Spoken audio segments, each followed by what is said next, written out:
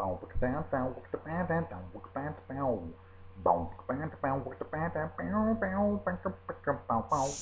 folks, BC here.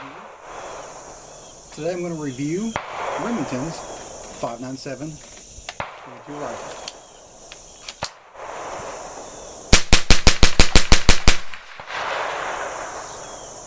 Now there's several things I like about this Remington 5.97. Number one, the magazines are cheap, easy to find. Number two, it's got a last round hold open. I'm going to grab an empty magazine here. Last round hold open. Also, the action rides on 2 guide rods versus 1, which is what you find in the Ruger 1022 and Marlin Model 60. So it's got 2 guide rods.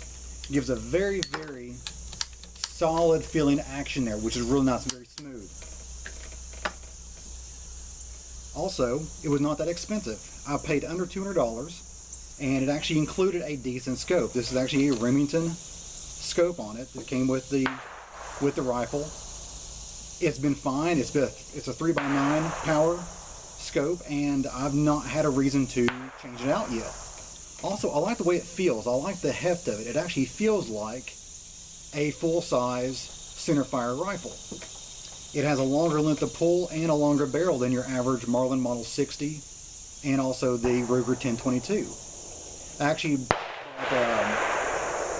brought both of those to compare, so let's take a look.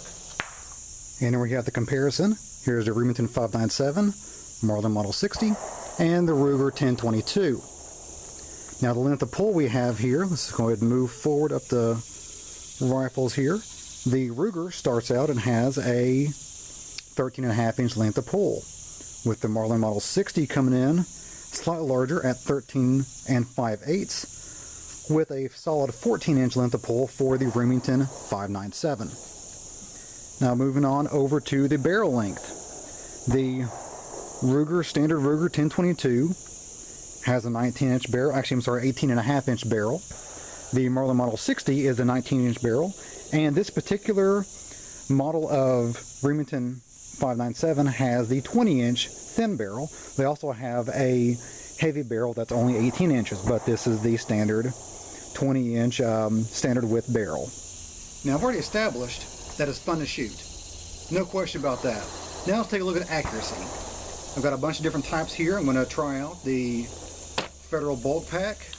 We got CCI Subsonic, CCI Mini Mag, some Remington Cyclone, and I've got my 5.97 on my Caldwell rest, and the targets are out 50 yards. I'm going to zoom in here and take some shots. Okay, I've turned things around here so we have the sun working in our advantage. Let me zoom in. This is the Federal group, and we have, go ahead and put up my quarter for the quarter test. It covers 3 rounds, and I've got 2 off, basically 1 inch off target. That was the Federal Bulk. Now, let's zoom out and move on over to my second group, which was the CCI Mini Mag. That was a good shooter right there. Here we have quarter, and it covers everything. Now remember, this is a Remington 5.97 that is completely bone stock from the factory. It's out of the box. It's basically broken in with a couple hundred rounds, and then they made this video. So yeah, there we go. 3 shots right there, 2 shots up here, all touching the bullseye. And there we have it, all covered by a quarter. Now let's zoom out again and go on down to the CCI, what was that, Subsonic. CCI Subsonic. It did pretty well with that, but not quite as good as Mini Mag, which technically the Mini Mag, or the Subsonic, should be a little better. But it does not. It's just slightly bigger than a quarter, so it is not quite as tight as the Mini Mag. But technically, going over or under the sound barrier, that transition should actually upset the bullet travel some, but it didn't apparently. And let's move into the Remington Cyclone group. And apparently, to upset the bullet travel, your name has to be Remington Cyclone. So unfortunately, it's nowhere close. That's actually pretty poor. not that good of a group right there. So definitely, it may work in some rifles, but apparently the Remington 597 does not like Remington Cyclone ammo. And just for fun, I got some Super Cobra in there with the no powder. Of course, no ears needed. And of course, it does not work the action at all.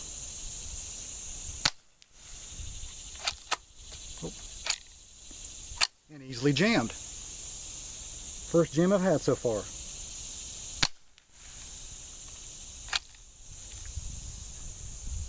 Of course, that's more user error than anything else. And using an incorrect ammo.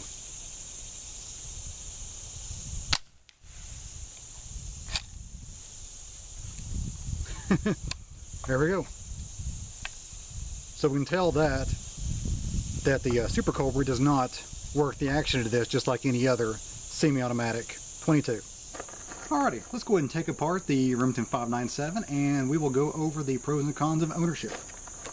Just takes two of these screws here to take it apart, and there we go. Now you have the action, barrel, and scope all in one there, and then the stock in another.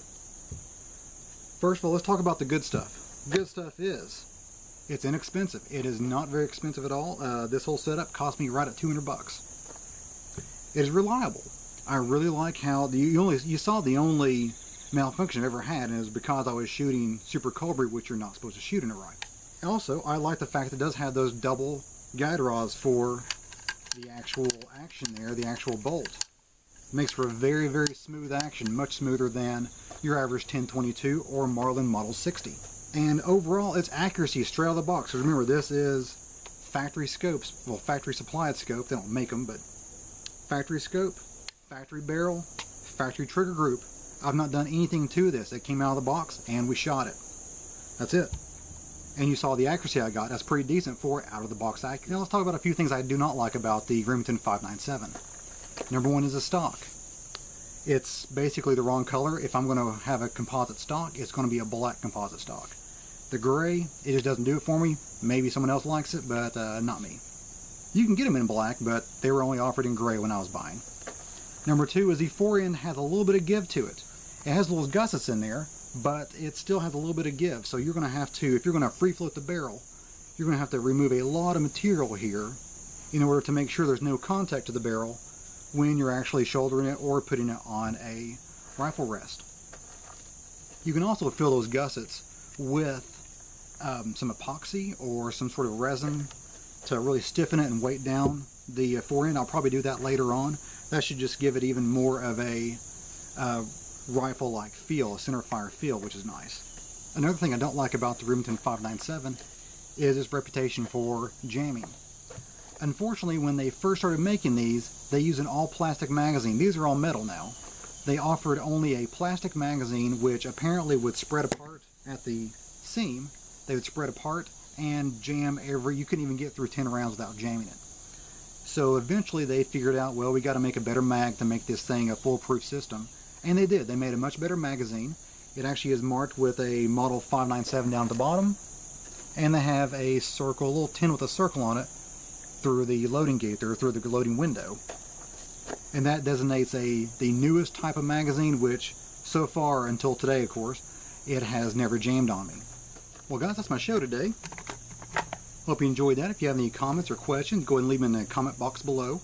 Remember that I do put out a video like this every Wednesday.